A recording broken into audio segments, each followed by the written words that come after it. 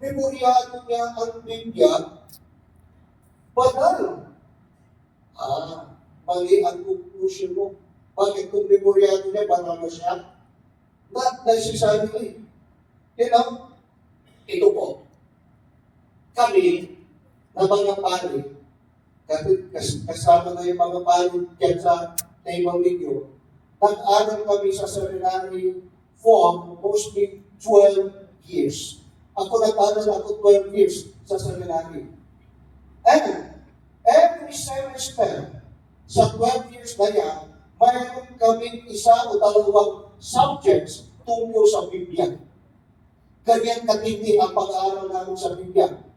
Pero, hindi ako nahihiya na aminin sa harapan ninyo na hindi ko memoryado ang Biblia. Pero, kahit hindi ko memoryado ang Biblia, hindi ako nagigilty. Bakit? Kasi, the Bible is for our salvation. It is not for our memorization. Kaya, huwag kayong bumingit sa mga pastor dyan na kumara ng kapitulo, versikulo.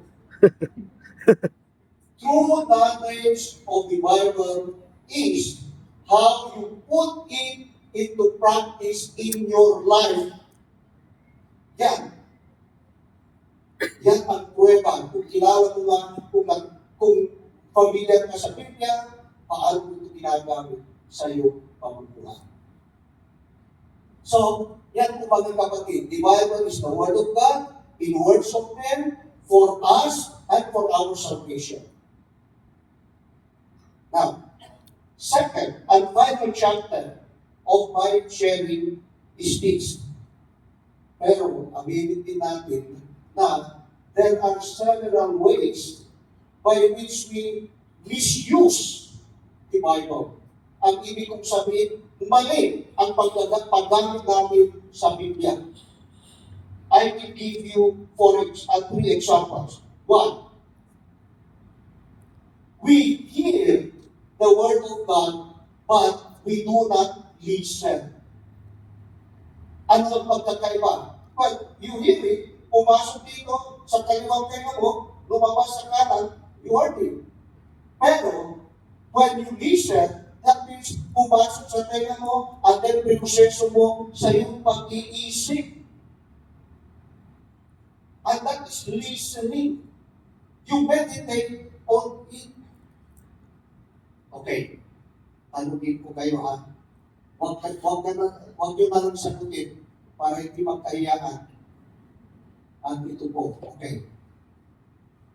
Sister, brother, ano ang tema ng verse reading na binasa dito kanina-kanina?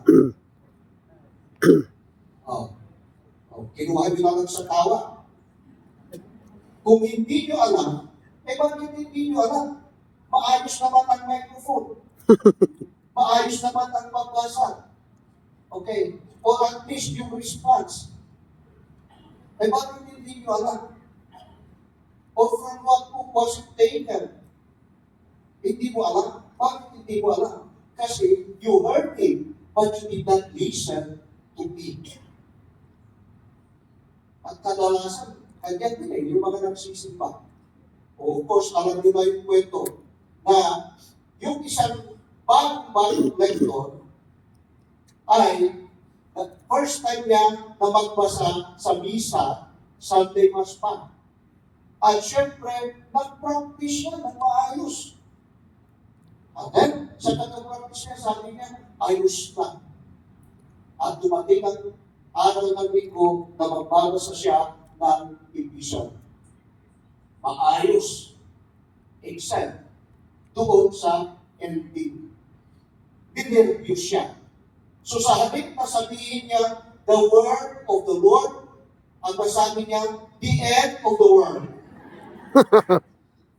At yung congregation naman, nakatang hindi nakikinig, sumagot, thanks be to God.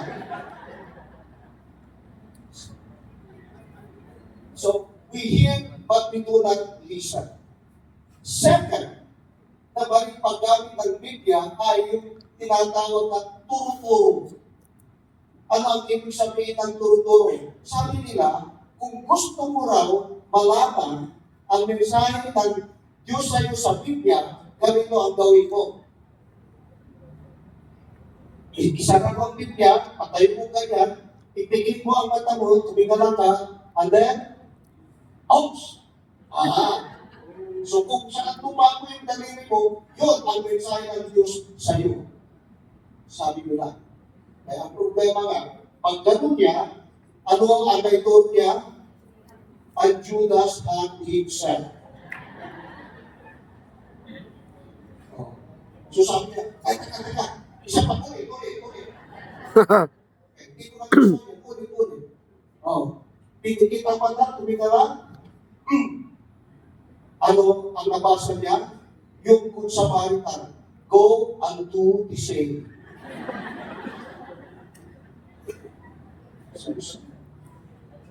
Turo-turo, kapatid, nilimusun mo ang Diyos niya.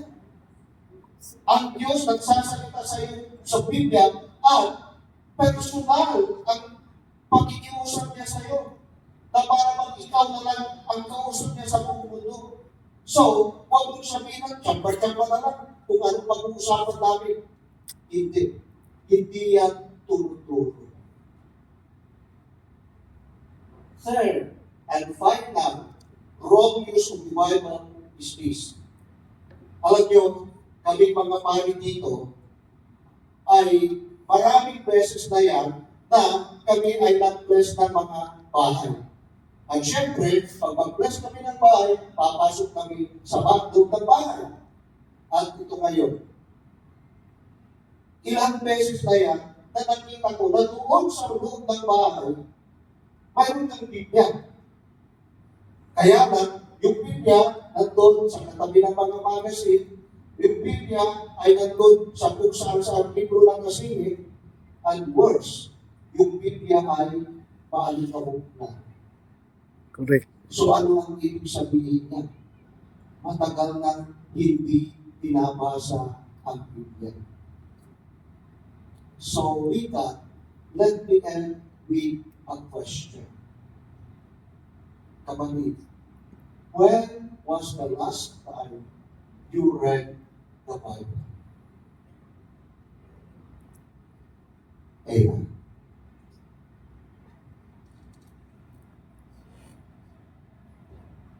This is man.